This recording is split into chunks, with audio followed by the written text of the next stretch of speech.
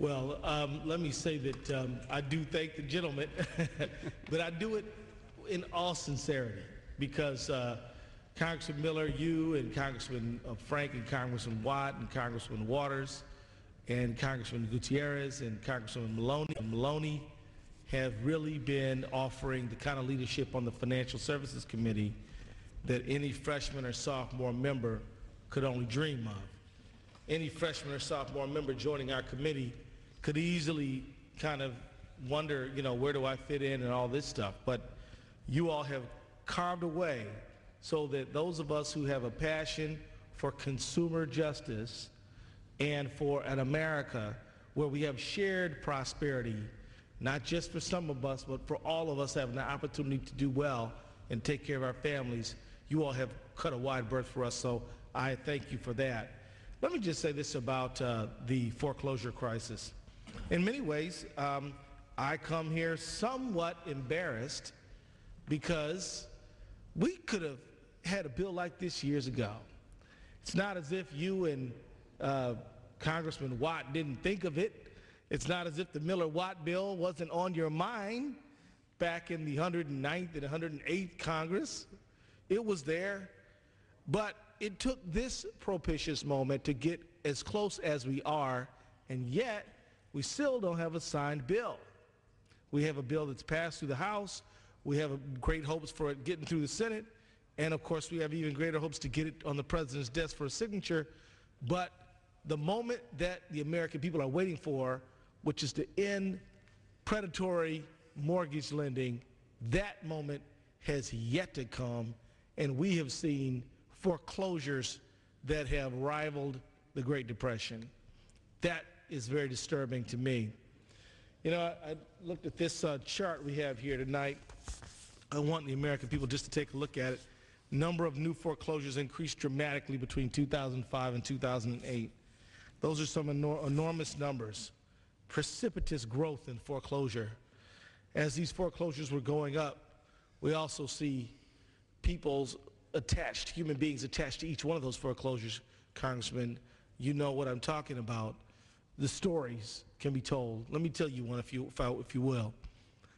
I was knocking on doors one day and I saw a gentleman hobble to the front door to answer the door to talk to me. This particular gentleman lived on the south side of Minneapolis, and I heard a voice come from deep within the house and say, "Be careful, honey," and it clearly was his partner, and he hobbled up to the front door anyway on a cane. And I said, "How you doing, sir?" He said, "Fine." I said, "Well," he said, "You're running for Congress, what for?" I said, "Well, I'm going to go there and I'm going to work on issues around consumer justice. I'm real concerned about credit cards, real concerned about predatory lending, these things." He said, "Well, I hope you are, because let me tell you, I was on my roof trying to fix it. And it's because I didn't have the money to fix it to hire a guy who really knew what he was doing. So I went up there. My wife told me not to do it, but I did it anyway. As usual, she's right. I fell. And I hurt my back, which I had hurt years before. And we didn't really have the money. It cost us $1,800 for an emergency medical vehicle to come get me. And they got me there. Had a big bill. I knew I was going to have one. I didn't know which hurt more, the back or the bill. But I didn't have the money, so I put it on a credit card. And I ended up getting another credit card, and I started juggling these cards. And then when the mortgage payments came and I wasn't working, I just couldn't keep up. Well, a few years ago, we bought this house, and we had a huge balloon payment after 3 years. We thought we would be able to do it because when we talked to the guy, he said, "Well, you know what? Your value of your house is going up. You're going to be able to do a refi, and you won't have any problem." That man told me, he said, "Look, I got big credit card debt, I got medical debt, and I'm starting to get notices that they're going to foreclose if I don't make some payments to the bank." Unfortunately, time went by. November came. I ended up being a congressman, and this man ended up being in foreclosure. The sad fact is the people who are in foreclosure, there's a lot of ingredients to this very sad cake, but two of them are, one, hard times and economic difficulty, two, bad loan products. the combination of the two makes for a foreclosure. So I just want to say, as I make a few comments as we open up tonight, Congressman Miller, I am grateful to you, Congressman Frank, Congressman Watt, Congressman Waters, Congressman Maloney, all the people who've been leading the charge on this issue. And I just want to keep it in mind that, we're not talking about just statistics. We can tick off, wow, in 2008, there were 2,417,000 foreclosures, but there was a life and a family connected to each one of those. And I think as we do this special order tonight, we better keep that in mind. I yield back to the gentleman. Gentlemen, we yield back. The bottom line is, you are a lawyer, you are a member of Congress, you have served in the North Carolina State Legislature. Right. You're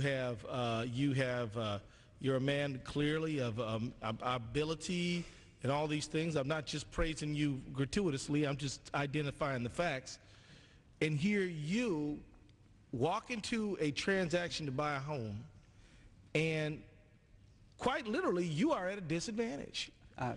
Because the person on the other side of the transaction has done more transactions than you have in a week than you have done in a lifetime. Now imagine a person who is a first-time home buyer, a person who has not finished law school and college and maybe even high school, a person who maybe works hard every day, and the idea of buying a home for them is a dream come true. Maybe nobody in their family has ever owned the place where they live. And so they're juiced up, they're excited, and they really don't understand the documents that they're signing. The fact is, I think that this legislation that you have helped shepherd through Congress is a long time coming, and we need people to really register their support for a piece of legislation like this. And I just want to ask you a question, Congressman, because I think it's an important one. Now, someone might make the case that, okay, Congressman, you're talking about predatory lending a lot. What about predatory borrowing? Isn't it true that some of these people bought loans that they knew they could not afford? Well, what are your views on that, given the fact that people were in fact steered to more expensive loans, that mortgage brokers, some of them, not all, some of them did get paid to get you to pay a higher cost loan, that there were these things like information asymmetries? What is the reality of predatory borrowing really mean? I yield back. Well, let me say I am proud to be on that bill with you. I think that Elizabeth Warren and Professor Stiglitz, Professor Schiller, all brilliant for coming up with the idea. The fact is, if you look at many of these mortgages, they were not safe at any speed, to borrow a phrase from Ralph Nader. Fact is, if the only way that this mortgage, quote unquote, works is if you can refinance it in 3 or 2 years, then that is a mortgage that doesn't work. It's designed to end up in foreclosure, but for a very shaky assumption. But if the gentleman would allow me to, given our waning time, I'd also like to say this about the bill we just passed through the House. And that is that many of the properties that have ended up in foreclosure are not homeowner occupied. In other words, they're multifamily dwellings, they're investor owned, and in many states across our country, you can be a tenant who has paid every rental payment on time, never missed one, and yet if your landlord didn't use that money you gave him to pay the mortgage on that building, you could find yourself kicked out without any notice at all. Some states have regulations, many don't. This bill gives people 90 days from the date of foreclosure in order to stay and make new plans for their lives. I think this is a critically important piece of legislation, very important piece of provision in the bill, and I'm glad it was a part of it. And I know you're going to have to wrap up pretty soon, Congressman Miller, so I just want to yield back to you now.